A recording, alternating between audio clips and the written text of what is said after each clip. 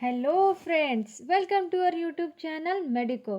तो आज हम देखने वाले हैं इंटेस्टाइनल ऑब्स्ट्रक्शन। तो चलो बढ़ते हैं हमारे टॉपिक के तरफ। उसका नाम है इंटेस्टाइनल ऑब्स्ट्रक्शन। तो पहले हम देखेंगे इंटेस्टाइनल ऑब्स्ट्रक्शन क्या होता है।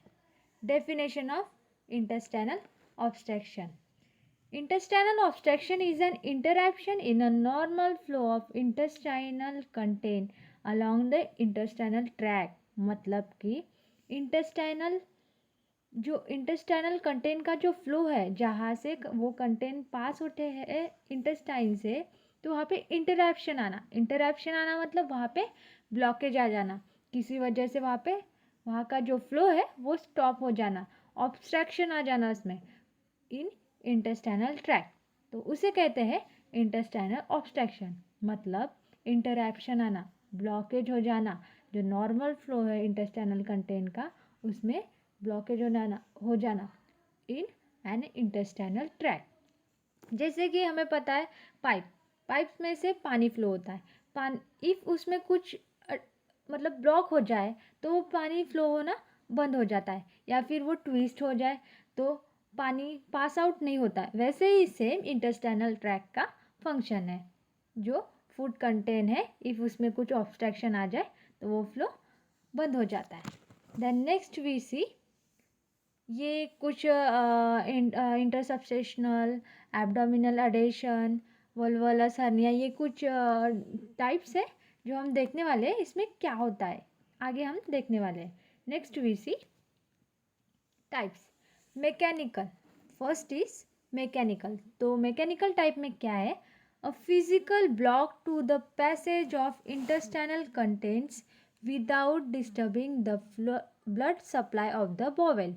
मतलब कि मैकेनिकल इंटेस्टाइनल ऑब्स्ट्रक्शन में क्या है, वो किसी चीज़ की वजह से वहाँ पे ब्लॉक हो जाता है। वो कोई भी चीज़ हो जिसकी वजह से वो इंटेस्टाइनल फ्लो, जो कंटेंट का फ्लो है, उसमें ब्लॉक हो जाता है। पर किसी चीज़ की वजह से वहाँ पे ब्लॉक तो आता है, पर वहाँ का ब्लड सप्लाई है वो डिस्टर्ब नहीं होता है। ब्लड सप्लाई जैसा वो अपना वर्क कर रहा है वैसे ही वर्क करता है। तो उसमें एग्जाम्पल दिया है एक्सटेंटिक हर्निया। व्हाट इज एक्सटेंटिक हर्निया? एक्सटेंटिक हर्निया ये है, एक्सटेंटिक मीन्स एक्सटर्नल, बाहर का हर्निया। जैसे हमने हर्निया वाले टॉपिक में देखा है। इफ़ आपने वीडियो ना देखी हो तो प्लीज़ जाके हमारे चैनल पे हर्निया का वीडियो देखें। तो हर्निया क्या होता है?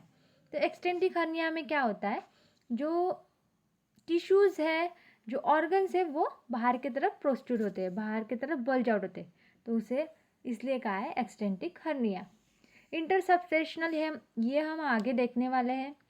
इंट्रेस्टिक हिमाटोमा, इंस्टेक्टिक हिमाटोमा मीन्स इंटरनल, इंस्टेक्टिक मतलब इंटरनल, अंदर का, हिमाटोमा मीन्स ब्लड क्लॉथ, वहाँ पे ब्लड क्लॉथ होता है इंटरनली, इंटेस्टाइन में ब्लड क्लॉथ होता है, ट्यूमर फॉर्मेशन होता है। इंटरल्यूमिनल फॉरेन बॉडी, इंटरल्यूमिनल फॉरेन बॉडी जो क्या है, जो लूमेंस है, हमारे इंटेस्टाइन के जो लूमेंस है वहाँ वो नैरो हो जाती है, या फिर उसमें कुछ चीज़ की वजह से ब्लॉकेज हो जाता है, इसलिए वो फ्लो स्टॉप हो जाता है। फीकल और बैरियम इम्पैक्शन। तो बैरियम इम्पैक्शन क्या है? जो बैरियन है वहाँ पे रिटेन हो जाता है, जिसके वजह से हार्ट स्टूल पास होती है, या फिर स्टूल पास होना टोटली बंद हो जाती है कोलन और anus through. Then next we see paralytic ileus. तो पैरालिटिक इलस क्या है? There is a no physical block, no disturb blood supply and it appear spontaneously after 2 to 3 days। मतलब वहाँ पे फिजिकल ब्लॉक भी नहीं होता है, वहाँ पे ब्लड सप्लाई भी बंद नहीं होता है। पर ये क्यों होता है? वो जो इंटेस्टाइनल की मोटर एक्टिविटीज़ जो है वो पूरी इम्पेयर हो जाती है। क्यों इम्पेयर हो जाती है? एक पेशेंट को इन्फेक्शन हुआ है, जैसे गैस्ट्रोएंटराइटिस हुआ है पेशेंट को, या फिर पेशेंट की इलेक्ट्रोलाइट इम्बैलेंस हो, मिनरल्स केमिकल इम्बैलेंस हो, उसके वजह से पैरालिटिक इलस होता है। Next we see strangulation. तो स्ट्रैगुलेशन में क्या होता है? Both occurrence, that is physical block as well as blood supply. तो इसमें क्या होता है? इसमें बोथ, मतलब फिजिकली भी ब्लॉक हो जाए और यहाँ पे ब्लड सप्लाई भी टोटली बंद हो जाता है।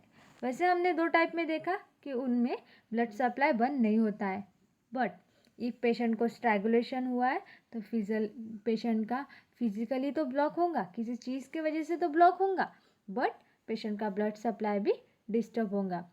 ये क्यों होता है? It is cause by the prolong mechanical obstruction. Bar bar mechanical obstruction, किसी चीज़ के वजह से ऑब्स्ट्रक्शन आ जाना, उसके कारण स्ट्रैंगुलेशन टाइप होता है। Then next we see causes. तो इसके कॉजेस क्या है? तो सबसे पहला कॉज है inflammation. Inflammation, due to the inflammation lumen constricted. तो ये जो है, ये अंदर का पार्ट जो है रेड येलो के इधर ऊपर का, ये जो पार्ट है ये लूमेन है, ये इंटेस्टाइनल लूमेन है। इसमें इन्फ्लामेशन हो जाना, ये नैरो हो जाती है, कंस्ट्रिक्ट हो जाती है, नैरो हो जाती है, इन्फेक्शन होता है या फिर इन्फ्लामेशन होता है तो ये कंस्ट्रिक्ट हो जाती है। कंस्ट्रिक्ट हो जाना मतलब नैरो हो जाती है, उसके वजह से हो सकता है ट्यूमर लूमेन कंस्ट्रिक्टेड, या फिर यहाँ पे ट्यूमर फॉर्म होता है तो उसके वजह से भी लूमेन कंस्ट्रिक्ट हो जाती है, नैरो हो जाती है, जिसके वजह से प्रॉपर फ्लो नहीं होता है कंटेंट का। न्यूरोलॉजिकल फैक्टर में पैरालिसिस, इफ पेशेंट को पैरालिसिस हो। वस्कुलर फैक्टर में due to the disturb blood supply. If जैसे हमने देखा स्ट्रैंगुलेशन वाले टाइप में ब्लड सप्लाई में भी डिस्टर्बेंस होता है। Then hernia. हर्निया क्या है? A protrusion from the cavity wall of any organ, tissue or a structure is called hernia. मतलब ऑर्गन या फिर टिश्यू या फिर जो भी पार्ट हो और कैविटी, वो अपने जो भी ऑर्गन्स है, जो भी टिश्यूज़ है, वो अपनी जगह छोड़ के दूसरे कैविटी में या अपनी कैविटी से बाहर प्रोस्ट्रूड होते हैं, बल्ज आउट होते हैं, उसे कहते हैं हर्निया। देन नेक्स्ट वी सी अडेशन। तो अडेशन क्या है? जैसे कि मैंने पहले पिक्चर में बोला कि अडेशन, इंसब्सेशनल और वल्वलस हम आगे पढ़ेंगे, तो अभी देखते हैं अडेशन। तो अडेशन क्या होता है? After any surgery of a intestine, if there is a formation of abdominal scar and fibrous tissue which press the intestine. मतलब कि इफ पेशेंट की एब्डोमिनल सर्जरी हुई है या फिर पोस्ट सर्जिकल कॉम्प्लिकेशन है पेशेंट को, तो जहाँ सर्जिकल साइट है, जहाँ सर्जरी हुई है, वहाँ पे एब्डोमिनल स्कार फॉर्म होते हैं। मतलब वहाँ पे टिश्यू फॉर्म होते हैं, फाइबरस टिश्यू फॉर्म होते हैं, जिसकी वजह से इंटेस्टाइन पे प्रेशर आता है और इंटेस्टाइन एक दूसरे को चिपक जाती है। जैसे हम फोटो में देखते हैं, ये देखिए, ये जो है ये है अडेशन। इसे कहते हैं अडेशन। एक दूसरे को चिपक गए हैं, जो मेम्ब्रेन्स है वो एक दूसरे को चिपक गए हैं, इसे कहते हैं अडेशन। Then in in intussusception intussusception में any part of intestine enter to the another part. ये देखिए,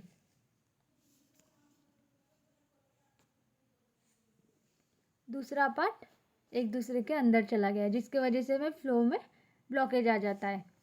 एक पार्ट दूसरे पार्ट में चला जाना, उसे कहते हैं इंटरसब्सेशनल।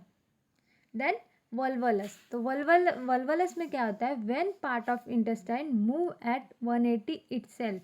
मतलब ये देखिए, यहाँ पे 180 डिग्री का वो टोटली फोल्ड हो चुका है, ट्विस्ट हो चुका है, जिसकी वजह से ब्लड सप्लाई तो बंद होगा ही होगा, बट फूड कंटेंट भी फ्लो बंद हो जाता है वॉल्वलस में।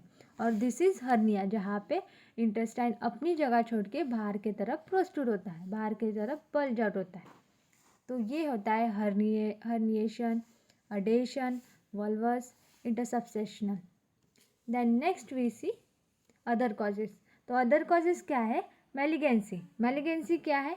ये कैंसरस सेल फॉर्म में, ये कैंसरस सेल है, one type of cancer, malignant. Then haematoma means blood clot, blood tumour. Then peritonitis, carcinoma, cancerous cell. Spinal cord injury हो पेशेंट को तो हो सकता है, वर्टिबल फ्रैक्चर हो पेशेंट को तो हो सकता है, या फिर पेशेंट को निमोनिया तो भी हो सकता है पेशेंट को इंटेस्टाइनल ऑब्स्ट्रक्शन। तो ये सब है कारण जिसके वजह से इंटेस्टाइनल ऑब्स्ट्रक्शन हो सकता है। Then next we see clinical manifestation, क्या साइंस एंड सिम्टम्स दिखाई देते हैं हमें पेशेंट में। तो फर्स्ट है एब्डोमिनल डिस्टेंशन। तो एब्डोमिनल डिस्टेंशन का मीनिंग क्या है, जो एब्डोमिनल है, एब्डोमिनल में ब्लोटिंग हो जाती है, स्वेलिंग होती है, स्वेलिंग बेली एरिया में पेशेंट को स्वेलिंग आ जाती है। ब्लोटिंग का मीन्स जैसे कि पेट फूले सामान लगता है, भरा भरा सा पेट, फुलनेस, फीलिंग फुलनेस, एब्डोमिनल मतलब पेट भरा भरा सा लगता है। टेंडरनेस, अब इफ़ हम पेशेंट के एब्डोमिन पे पाल्पेशन करें तो हमें टेंडरनेस मतलब हार्ड हार्ड लगता है। Pain spread surrounding the umbilical cord, जो पेशेंट को जो पेन है वो अम्बिलिकल कॉर्ड के सराउंडिंग पेन होता है। देन डिहाइड्रेशन, तो डिहाइड्रेशन क्या है, जो बॉडी पेशेंट के फ्लूइड है, जो बॉडी का फ्लूइड है वो लॉस हो जाता है। इलेक्ट्रोलाइट इम्बैलेंस, जैसे हमने सेकेंड टाइप में देखे क्यों होता है, वो इलेक्ट्रोलाइट इम्बैलेंस की वजह से हो सकता है। Then stool and vomit become bloody, hard stool होने के कारण ब्लड फ्लो हो सकता है थ्रू स्टूल। वॉमिट, पेशेंट को वॉमिटिंग होती है। Abdominal cramp, colic, colic pain mean severe, बहुत सीवियर पेन रहता है पेशेंट को, बहुत क्रैम्प रहता है। Then temperature normal but pulse rate high, patient का टेम्परेचर तो नॉर्मल रहता है बट पल्स रेट हाई हो जाती है। Then next we C diagnostic evolution, क्या इन्वेस्टिगेशन करेंगे हम इंटेस्टाइनल ऑब्स्ट्रक्शन वाले पेशेंट के लिए। तो पहले presence of positive clinical manifestation, मतलब according to their clinical manifestation, according to their sign and symptoms हम उनको इन्वेस्टिगेशन करेंगे। देन एक्सरे, पेशेंट का हम एक्सरे करेंगे, बैरियम मील एनीमा देंगे पेशेंट को, हम ब्लड टेस्ट करेंगे और ब्लड टेस्ट में इंक्रीज इन डब्ल्यूबीसी, डब्ल्यूबीसी क्यों बढ़े रहेंगे, क्योंकि पेशेंट को इन्फेक्शन है, इन्फेक्शन की वजह से भी इंटेस्टाइनल ऑब्स्ट्रक्शन हो रहा है, तो इन्फेक्शन हुआ मतलब डब्ल्यूबीसीज इंक्रीज हो गए। Then next we see complication, क्या कॉम्प्लिकेशन होंगे पेशेंट को। तो पहला है डिहाइड्रेशन, डिहाइड्रेशन मतलब जो फ्लूइड है वो कम हो जाता है, पेशेंट के बॉडी का जो फ्लूइड है वो कम हो जाता है। Then next we see death, patient की डेथ भी हो सकती है। Then next we see shock, dehydration होने के कारण बॉडी का पूरा फ्लूइड लॉस हो जाता है, तो उसकी वजह से पेशेंट हाइपोवॉल्मिक शॉक में भी जा सकता है। देन नेक्स्ट मेडिकल मैनेजमेंट, तो हम क्या मेडिकल मैनेजमेंट करेंगे, maintain IV fluid and electrolyte, Ringer lactate, normal saline as prescribed by doctor. तो हम पेशेंट को डिहाइड्रेशन हो रहा है, फ्लूइड लॉस हो रहा है, उसके वजह से हम पेशेंट को आईवी फ्लूइड देंगे, इलेक्ट्रोलाइट बैलेंस करने के लिए हम आईवी फ्लूइड देंगे जैसे कि Ringer lactate, normal saline, according to doctor order हम उनको देंगे। Antibiotic to treat infection, infection को ट्रीट करने के लिए एंटीबायोटिक देंगे जैसे सिफ्लॉक्सिन। NG suction to decompress bowel, NG suction क्या है, ये नेजोगैस्ट्रिक सक्शन है जिसमें कैथेटर इंसर्ट किया जाता है थ्रू नोज इन स्टमक। तो क्यों किया जाता है, जो नैरो हुई जो लूमेंस है उसको डिकम्प्रेस करने के लिए, उसको as according to their anatomical और फिजियोलॉजिकल स्ट्रक्चर उसको नैरोइंग से, मतलब वो जो स्टूल का ब्लॉक किया है उन्होंने, स्टूल फ्लो होना ब्लॉक किया है या फिर जो भी इंटेस्टाइनल कंटेन है फ्लो होना बंद हो चुके हैं उसको डिकम्प्रेस करने के लिए, मतलब वो फ्लो प्रॉपरली जाए इसलिए। एनाल्जेसिक एंड सेडेटिव, हम पेशेंट को पेन किलर देंगे, सेडेटिव जैसे बार्बिटूरेट देंगे। Avoid opiates because of GI motility inhibition, मतलब जो जीआई मोटर एक्टिविटीज़ है वो प्रॉपरली हो, वो प्रॉपर उसमें कुछ प्रॉब्लम ना आए, इसलिए हम ओपाइड्स अवॉइड करने बोलेंगे उनको। Then next we see surgical management, removal of obstructed part of intestine and anastomosis to be done on remaining part, मतलब कि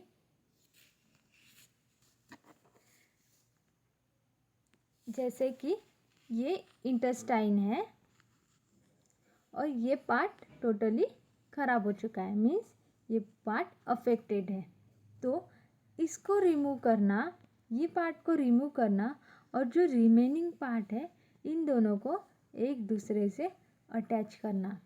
तो इसमें क्या बोला है, removal of obstructed part of intestine. जो ऑब्स्ट्रक्टेड पार्ट है, जो भी जहाँ पे भी ब्लॉकेज आया है, ब्लड सप्लाई कम हो चुका है, इससे में वहाँ पे डेड टिश्यू फॉर्म हो चुके हैं, तो वो पार्ट को रिमूव करके, ये जो पार्ट को रिमूव करके और ये जो रिमेनिंग पार्ट है इन दोनों को अटैच कर देना। एनास्टोमोसिस मतलब दो स्ट्रक्चर को अटैच कर देना।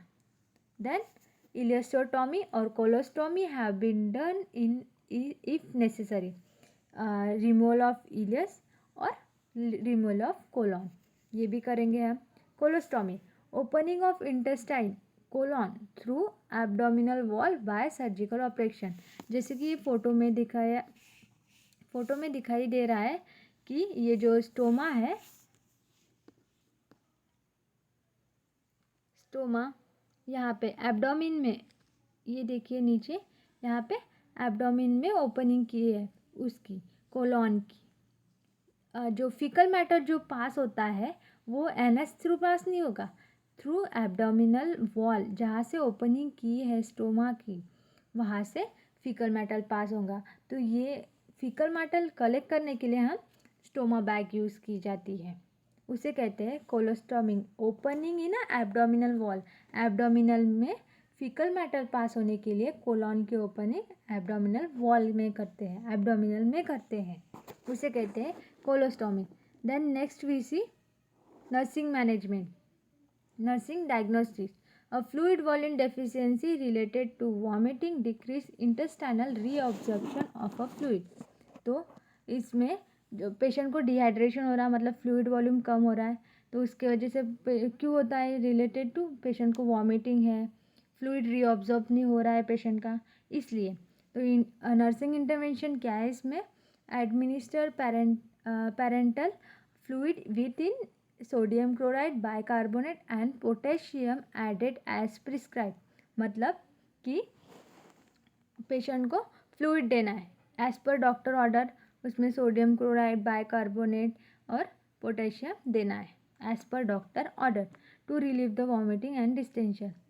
वॉमिटिंग और डिस्टेंशन रिलीफ के लिए हमें देना है।